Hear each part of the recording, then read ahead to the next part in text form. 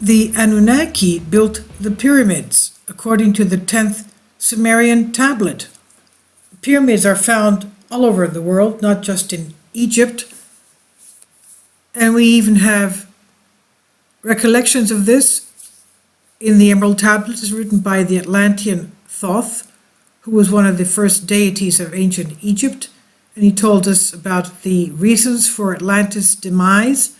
They had such advanced technology. They had air travel, space travel, interstellar travel, interdimensional travel, time portals, you name it. And they had such advanced technology that they were abusing it to the detriment of humanity in the world.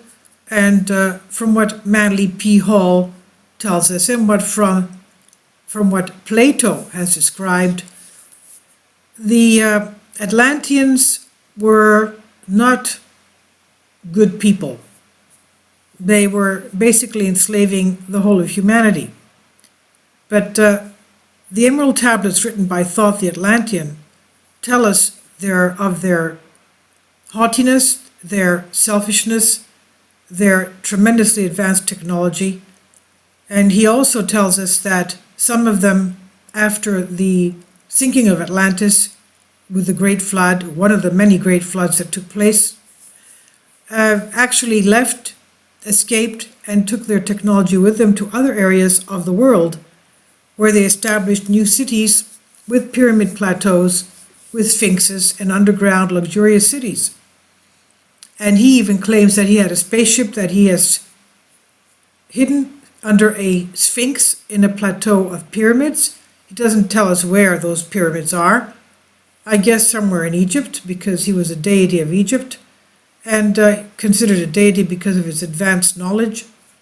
And it's like comparing us to landing by helicopter in the jungles of some faraway place, being seen by people who never saw a flying craft, and people coming out and using a cell phone or something. Well, how would they view us if they never saw things like that before? Now, according to the 10th Sumerian tablet, the Anunnaki built the pyramids. This is written by Alexander Light on Humans Are Free. The introduction: I have no doubt that most of my constant readers know a lot about the arrival of the Anunnaki, literally meaning those who from heavens to earth came on our planet. But for the following piece of history to make sense to the newcomers, I'll shortly outline the main events leading to their colonization of the earth. If you're familiar with the story, skip to the second chapter, The Great Flood. But let's go through this a little bit. According to the Anunnaki themselves, our solar system has one more member, a huge planet that's orbiting the sun in a 3,600 years long ellipse, and they call their planet Nibiru, which means planet of the crossing, because together with its moons they form a cross image, and Nibiru is located at the crossing. And because the planet has such a long orbit around the sun, the Nibiruans relied on its very thick upper atmosphere to shelter them from cold, like a warm blanket. It also had the task of keeping the oxygen from escaping in the outer atmosphere, hence making life as we know possible. Unfortunately for them, they were faced with extinction when the volcanoes, the atmosphere's forebears, less belching, were spitting up.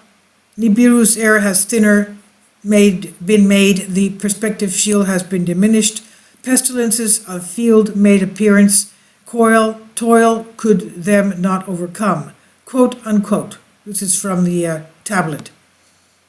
Quote, from circuit to circuit, Nibiru's atmosphere more breaching suffered.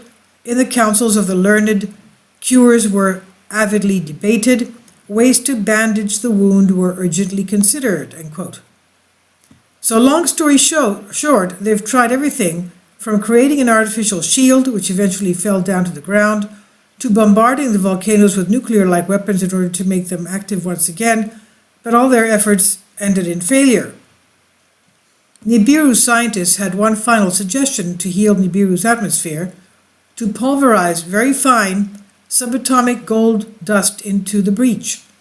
Because it was so fine, the nanoatomic dust, the The gold dust will remain suspended and, in time, completely repair the breach. But gold was extremely scarce on Nibiru, though, quote, within the hammered bracelet inside the asteroid's belt, it was abundant, end quote. And soon, quote, rains were withheld, winds blew harder, springs from the depths did not rise, end quote. The Nibiruans grew restless and stopped worshipping Alalu for not being able to bring them salvation. Anu seized the opportunity and dethroned Alalu from Nibiru's kingship. And fearing death, Alalu boarded a, quote, missile-throwing celestial chariot, end quote, and set its course for Earth, where he discovered gold. And he delivered the good news back to Nibiru and requested the throne back, but instead, Anu promised him Earth's leadership. Anu and his two sons, Ea and Enlil, arrived on Earth to make plans for the future. He decided to give Earth's leadership to his son Ea and renamed him Enki, Earth's master. Alalu was greatly offended and challenged Anu to battle but lost again, and Alalu was sentenced to die in exile alone on a foreign planet. I will continue the story in the final chapter where I'll make some interesting connections. Another very important aspect is the enormous lifespan of the Anunnaki, who lived for hundreds of thousands of years. This means that many of the Anunnaki mentioned in this article are probably still alive today. Number 2, the Great Flood.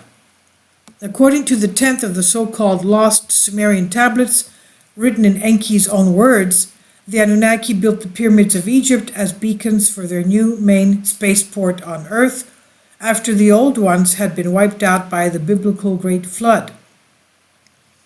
In the Sumerian tablets, it's known as the Deluge, and it was activated by Nibiru's passing, but not solely caused by it.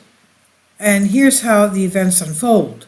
Long before Nibiru reached its perigee, other significant changes were already taking place. Black spots appeared on the sun's surface, Earth's magnetic field became weaker, the temperatures raised, and the ice caps began melting. All these events are similar to what we experience today, including the more recent sun's black spots. Now, the tablet does not explain what caused these important galactic changes, but presents the concern of Nibiru scientists that they understood that Nibiru's passing will cause huge tidal waves, which will cover most of the lowlands, and this is exactly what happened. Quote, for days before the day of deluge, the earth was rumbling, groan as with pain it did. For nights before the calamity struck in the heavens, Nibiru as glowing star was seen, end quote. This means that Nibiru was not necessarily seen as a huge object in the night sky, otherwise it would have been mentioned as such, half the size of, or as big as, or bigger than the moon, for example. This may imply that Nibiru's passing could go unnoticed by most people. Nibiru usually passes without causing harm. The Sumerian tablets describe a period of about 500,000 years, or about 138 completed orbits, and there is only one reference to a disaster caused by Nibiru, and that is the so-called deluge. Now, just before the deluge started, most of the Anunnaki returned to Nibiru, but some of them decided to stay. Those who remained watched the destruction from their celestial boats while circling the earth. Quote, then there was darkness in daytime, and at night the moon, as though by a monster, was swallowed. The earth began to shake by a net force, hence gravitation or electromagnetic force. Before unknown, it was agitated. In the glow of dawn, a black cloud arose from the horizon. The morning's light to darkness changed. Then the sound of a rolling thunder boomed. Lightnings in the skies lit up. On that day, on the unforgettable day, the deluge with a roar begun, end quote. Next, the South Pole's huge ice sheets smashed into each other, broke and fell into the ocean, creating a gigantic tsunami. The waves traveled north towards the lands of Abzu, which was the Anunnaki gold mining domain in Southeast Africa. Actually, the oldest discovered metropolis on Earth is located in the Southeast African continent, and is dated 160,000 to 200,000 years BC. The metropolis measures an astounding 1,500 square miles, and is thought to be part of a 10,000 square mile community, and it was built around thousands of gold mines. Now the tidal wave continued north until it reached the submerged the city of Edin, meaning the home of the righteous ones. It was one of the first Anunnaki settlements of Earth. And now it's also called in the biblical Eden, and it's located somewhere at the bottom of today's Persian Gulf. And all the inhabited lands of the Anunnaki, together with their gold mines, spaceports, and their cities. Some of the very few humans to escape the flood were Ziusudra, biblical Noah, and his family, who had been secretly instructed by Enki to build a boat, seal it with bitumen in order to make it waterproof, even if submerged by the waves. A great storm with heavy rain started. The tidal wave kept sweeping the earth for 7 days until it finally came to a halt, but the heavy rains continued for 40 more days and nights.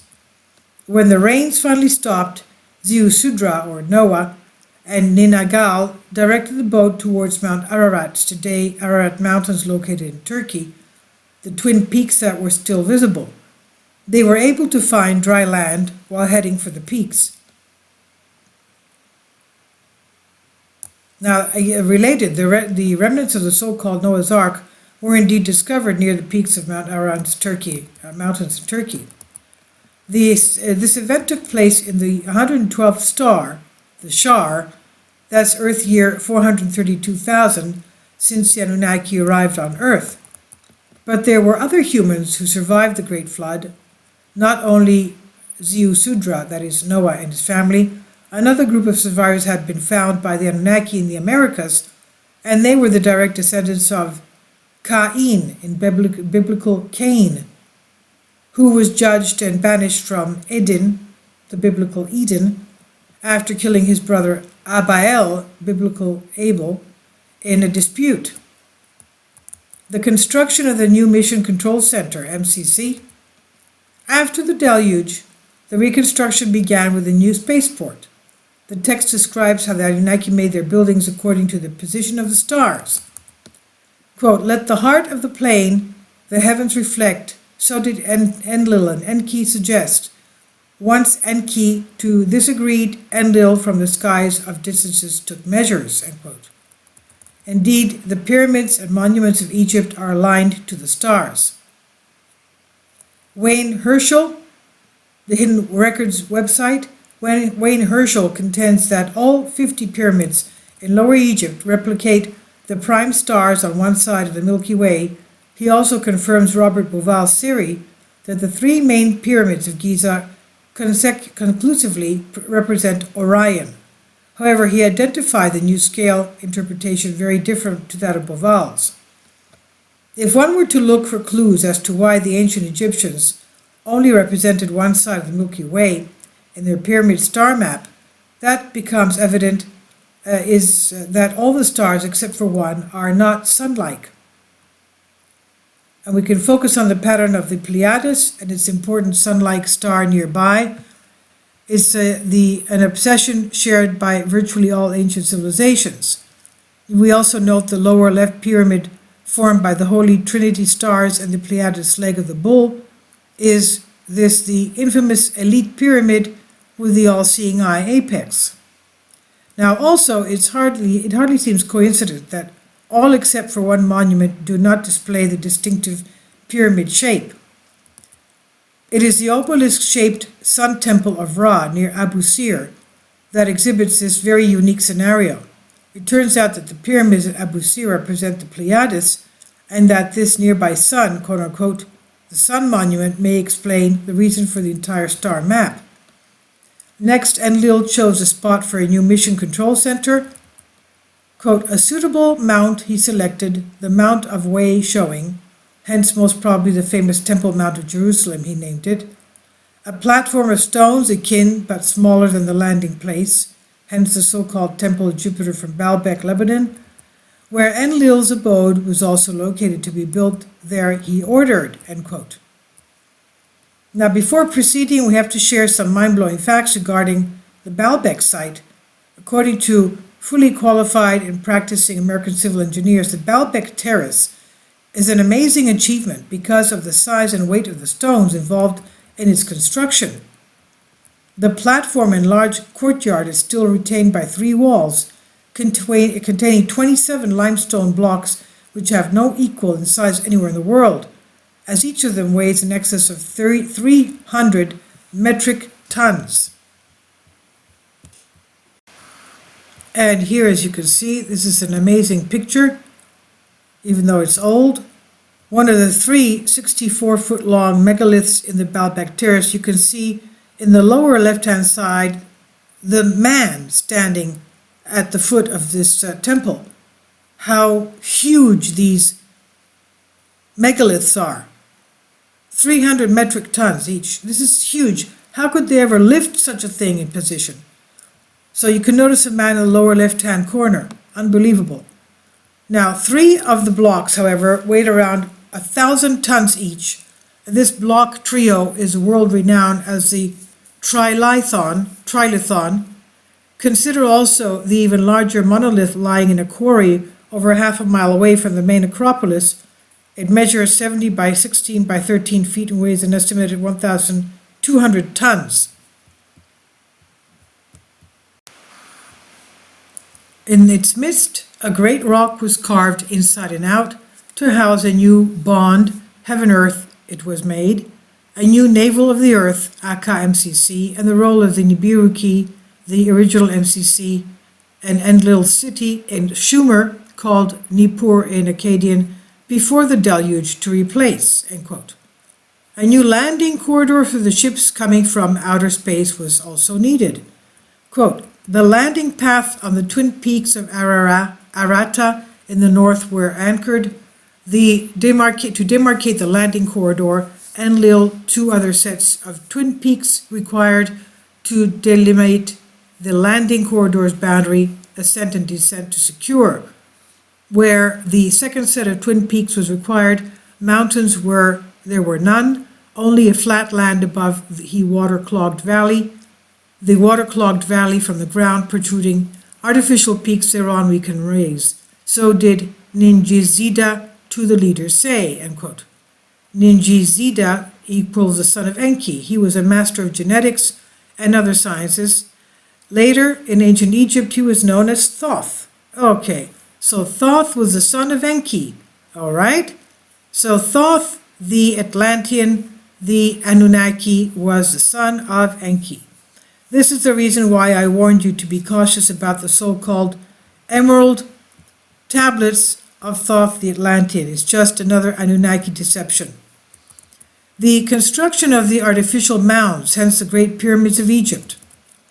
Quote, on a tablet the image of smooth-sided skyward rising peaks, from them he drew. If it can be done, let it be so. Enlil with approval said, let them also be beacon serve. And the following passage is very important, though it may be overlooked if careless. Quote, on the flat land above the river's valley, Ningizida, that is Thoth, a scale model built. The rising angles and 4 smooth sides with it he perfected. And next to it a larger peak he placed, its sides to earth's 4 corners he set. By the Anunnaki with their tools of power, where its stones cut and erected. Beside it, in a precise location, the peak that was its twin he placed. If you have read the suggested end quote. If you read the suggested article in the introduction, then you understand how important is the description of how Ningizida or Thoth aligned the Great Pyramid to Earth's 4 corners. Here's an excerpt from that article. Quote, the geographical orientation of the Great Pyramid is probably the most amazing characteristic. Its sides are almost perfectly placed from north, south, east, west. It is almost perfectly oriented to Earth's true north. The true north is calculated on the map by using the longitudinal lines, and it's not the same as the magnetic north indicated by the compass. The above passage of the tablets also explains how the Anunnaki used their, quote, tools of power, end quote, to cut and put in place the massive stone blocks. Erecting pyramids was probably a small effort to them, and as a result, we have already discovered thousands all over the planet. The Great Pyramid was built to have quote, galleries and chambers for pulsating crystals, end quote. And as I mentioned before, we have a lot to learn about crystals, and I'm sure that we will use them for multiple different purposes in the near future. Now, Enkur covered the white limestone and its electrum capstone in place. Quote, when its artful peak to the heavens rose to place upon it the capstone, the leaders were invited. Of electrum, an admixture by Gibil, another son of Enki, in charge with metallurgy and making magical artifacts fashioned, was the apex stone made. The sunlight to the horizon it reflected, by night like a pillar of fire it was, the power of all the crystals to the heavens in a beam it focused, end quote. According to different accounts, the pyramids had been covered in white limestone. We can only imagine how beautiful they were, gleaming in the desert sunlight. Marcus Antonius, a Roman politician and general, described the Great Pyramid more than 2,000 years ago as, quote, shining like a precious jewel, end quote, while being visible from 100 miles away. The description of the apex stone's role in the night can be accepted both literally and figuratively, and personally I think both descriptions are accurate. Literally, the capstone was somehow able to emanate the light of the pulsating crystals from inside the pyramid towards the heavens. And figuratively, it was also used as a GPS-like landmark by the Anunnaki spaceships. Further, the Sumerian tablets describe the interior of the Great Pyramids. Quote, when the artful works of Ningizida, designed, Thoth that is, were completed and ready, the Anunnaki leaders, the great twin peaks, entered. At what they saw, they marveled. Enkur, house which like a mountain is, they named it a beacon to the heaven it was, end quote. Quote, then Enlil, by his own hand, the Nibiru crystals activated. Inside, eerie lights began to flicker, an enchanting hum, the stillness broke. Outside, the capstone all at once was shining, brighter than the sun it was, end quote. Its interior with the reddish light of heaven glows. Now we have the confirmation that the capstone was not reflecting the sun's light, it was in fact emitting an even brighter light once the device was activated. Hence my previous assumption that the pyramid was used both as a visual landmark and global positioning system is proven correct.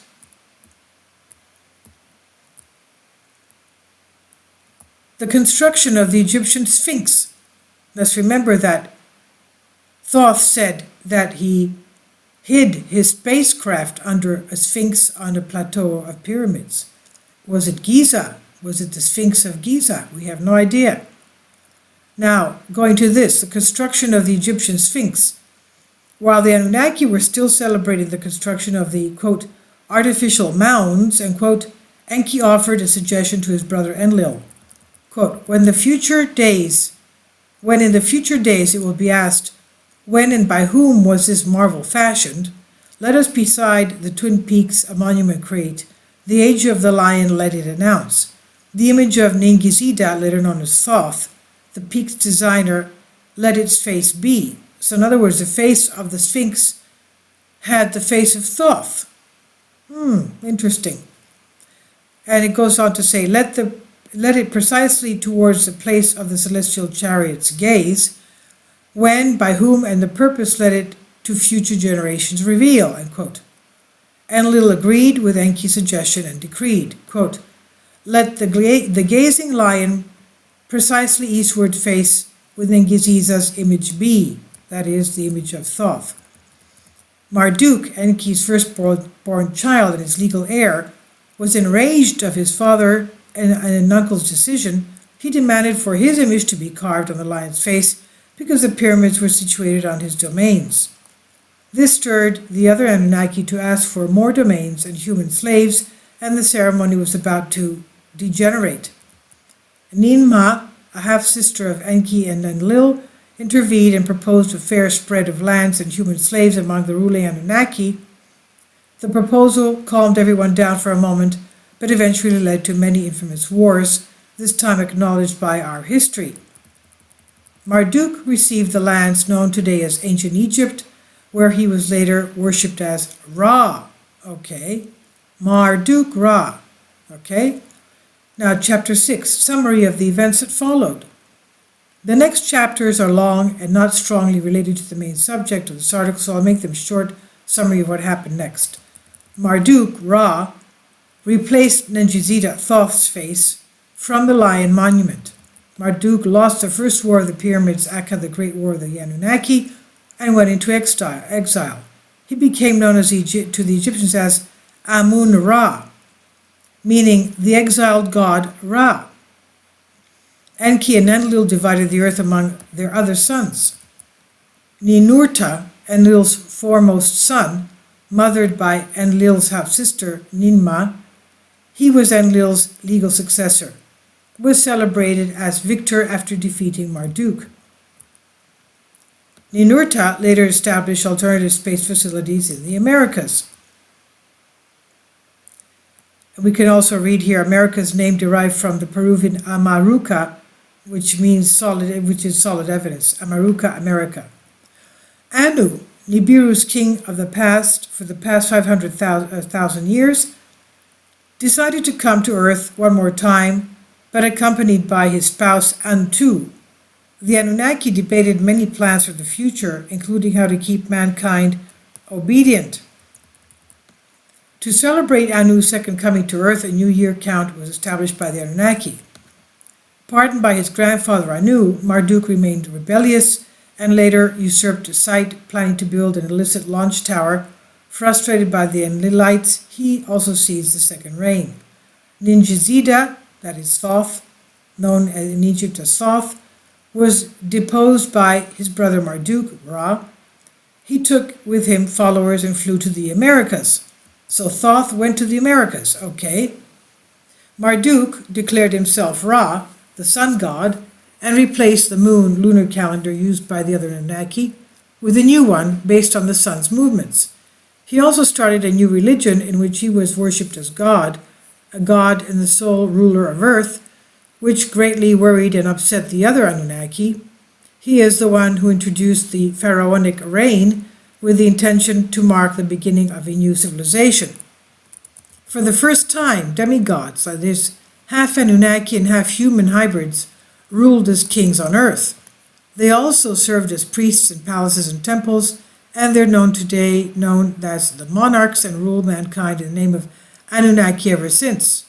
Enki was known as Ptah in Egypt, which meant the developer, and commemorated his greatness in re-establishing the civilization after the deluge. The Anunnaki were known as Neteru in Egypt, literally meaning the guardian watchers. Marduk proclaimed the coming age of the ram as his sign and demanded Earth's leadership, and Ningishzida, Thoth that is, who went to Americas, started building stone observatories to prove otherwise. It's clearly one reason for some of the dozen monolithic stone observatories erected all over the planet in all major cultures. So Marduk built Bab-Ili, Babylon, in Mesopotamia, literally meaning the gateway of the gods. Bab-Ili. Armies raised by his son Nabu attempted to seize the Anunnaki spaceport. Overruling Enki, the Anunnaki decided to use the weapons of terror, similar to today's nuclear weapons. Ninurta and Nergal obliterated the spaceport and the sinning cities with nuclear weapons, and the drifting nuclear cloud brought death to all in Sumer. Bab-Ili was among the few places to survive the calamity, so Enki saw it as an omen of Marduk's inevitable supremacy. Finally, Enlil accepted Marduk's supremacy and retreated to the faraway lands. Apparently, this chapter was not strongly connected to the main subject, but my intention was to show you that important Anunnaki figures went to the Americas, that is, Thoth went there, where they built new space facilities, most probably including pyramids as well. It's important evidence that the great Mesoamerican and South American civilizations, the Olmec, Toltec, Maya, Aztec, Inca, had also been established by the Anunnaki. Important historical accounts were the same as those of the Sumerians. The creation story, accounts of flying gods which arrived on Earth from the stars, the story of gods revealing great knowledge to the humans, the practice of human and animal sacrifice in the name of their gods, demigods serving as kings and priests, worshiping rituals, astonishing knowledge of the stars, the passing of time, incredibly accurate and complicated calendar. Finally, they had the knowledge to build dozens of pyramids and megalithic structures across the Americas.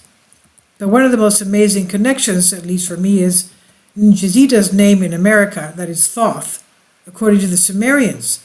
He was known as, get ready for it, the winged serpent. Does this ring a bell to you?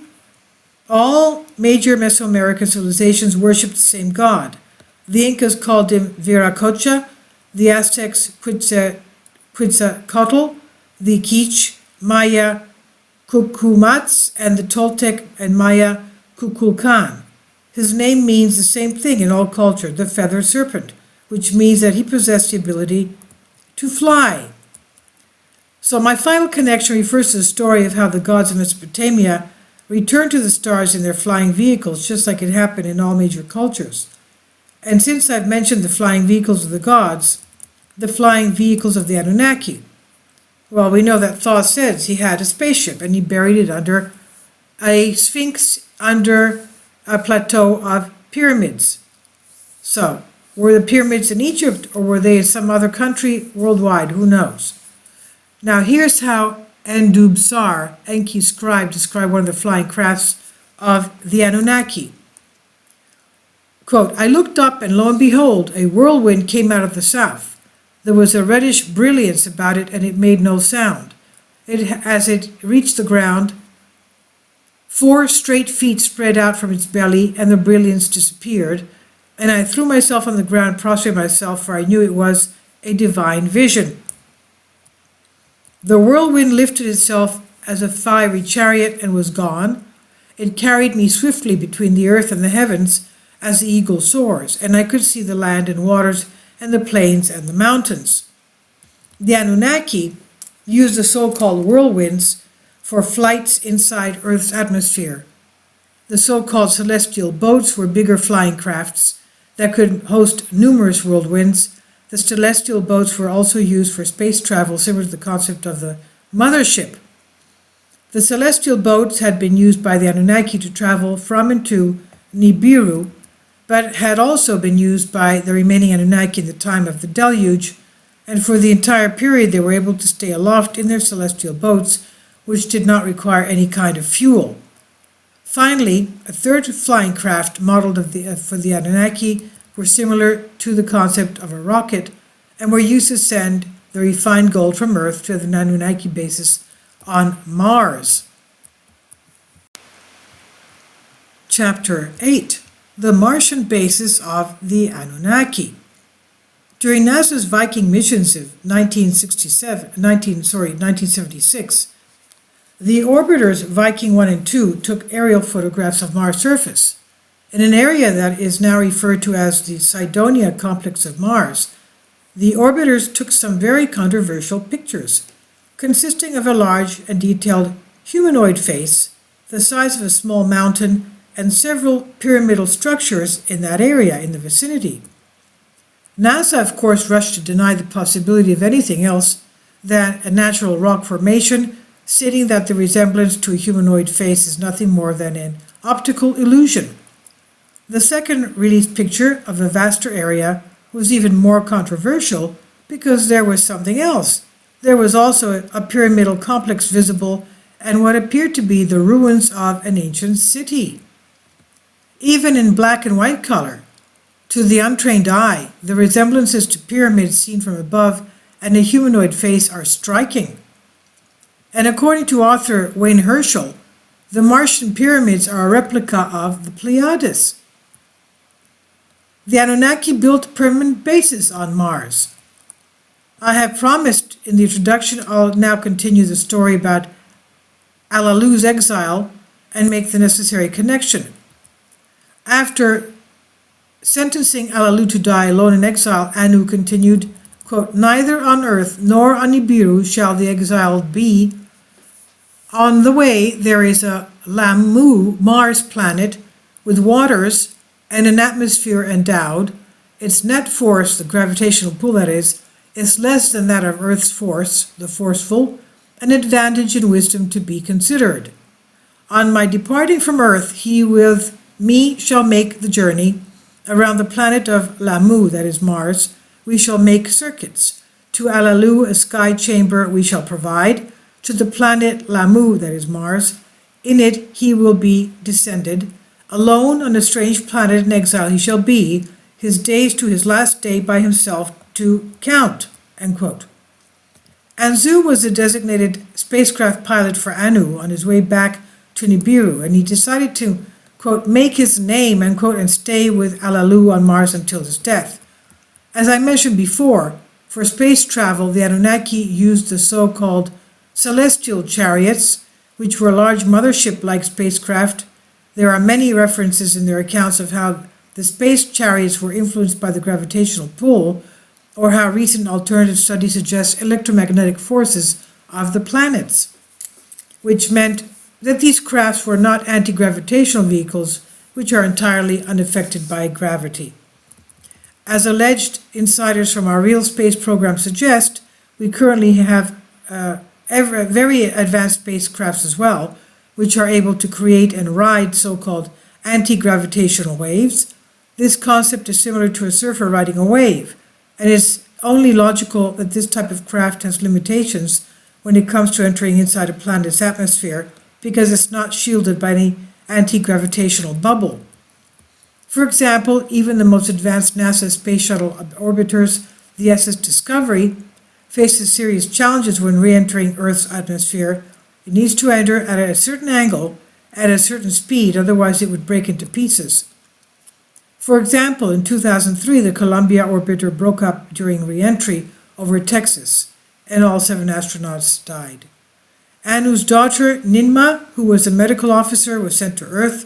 On the way, she landed on Mars, where Anzu told her of Alalu's death. He found a cave inside a big mountain-like rock and buried the former king of Nibiru there. Alalu ruled his home planet for 9 stars, that's 32,400 Earth years. Quote, "For the first time in our annals, the king not on Nibiru died, not on Nibiru was he buried, so did Nimna say, let him in peace for eternity rest," end quote. And now here is the most interesting part. Quote, "The image of Alalu upon the great rock mountain, which beams they carved, they showed him wearing an eagle's helmet, astronaut helmet. His face they made uncovered. Let the image of Alalu forever gaze towards Nibiru, that he ruled, towards the earth, whose gold he discovered. So Ninmah, in the name of her father Anu, did declare." Weekly World News published this article, reproduction of the so-called Martian face. This is an artistic reproduction of Alalu's tomb on the face, and face on Mars. Quote, "Anzu, to you Anu the king has promised shall be keeping. 20 heroes with you here shall remain, the way stations building to begin. Rocket ships from Earth, the golden ores shall here deliver. Celestial chariots from here the gold to Nibiru shall then transport. Hundreds of heroes their abode on Lamu, that is Mars, shall make. You, Anzu, shall be their commander. Thus did Ninmah, in the name of her father Anu, to Anzu say," end quote. So according to this 10th tablet, Mars was used as a station to deliver the gold from Earth, and a stop by over Mars, and then over going to Nibiru. Continuing with this is how the construction of permanent bases on Mars started. 600 Anunnaki came to Earth in the beginning, while 300 more went to Mars. The second ones were called the Igigi, and for the next approximately 500,000 years, the Anunnaki sent refined gold from Earth to Nibiru via the Martian base. According to the Sumerian tablets, the Igigi left Mars in time of the deluge and never returned because Nibiru's gravitational pull made Mars' atmosphere and waters to escape into space, hence making the planet unsuitable for life. And history is written by the victors. In closing, I can only hope that I was able to make some interesting connections and live up to my promise. This article brought us closer to the truth, but I want to remind you that history is always written by the victors, in this case the Anunnaki, and I'm sure you understand what this statement implies. This is by Alexander Light, Humans Are Free, and it's Creative Commons, and it's also referenced from the Lost Book of Enki, Zachariah Sitchin, Wayne Herschel's The Hidden Records, NASA websites, and Wikipedia. And I'll leave links below for you for this. Please leave your comments. I think this is very interesting that Thoth from this record shows that he went from Egypt to Americas and built new cities there. So it could be because of the Emerald Tablets where Thoth, the Atlantean, wrote, explaining that he buried his spaceship under a Sphinx. We don't know if it's in Egypt or if it's somewhere in America. Very, very, very revealing things. So let me know what you think. Leave your comments, please, especially about the structures on Mars. Thank you. Please subscribe, ring the bell for more updates, and share. Thank you so much.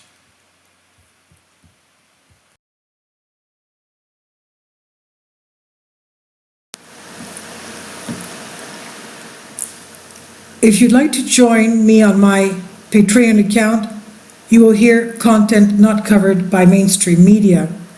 These riveting stories will be based on my research, and I will state my opinions and give my personal insight on diverse and controversial subjects and world events not covered by mainstream media, and not supported by YouTube guidelines. So whatever I have on my Patreon, most of those will not be on my YouTube channel. Please consider becoming a member today. More of the most significant and important videos will be on my Patreon channel. Your support helps me to continue my research and keeps this YouTube channel alive.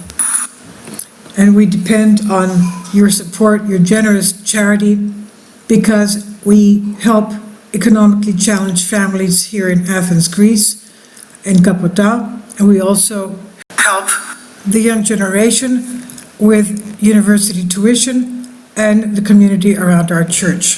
Thank you.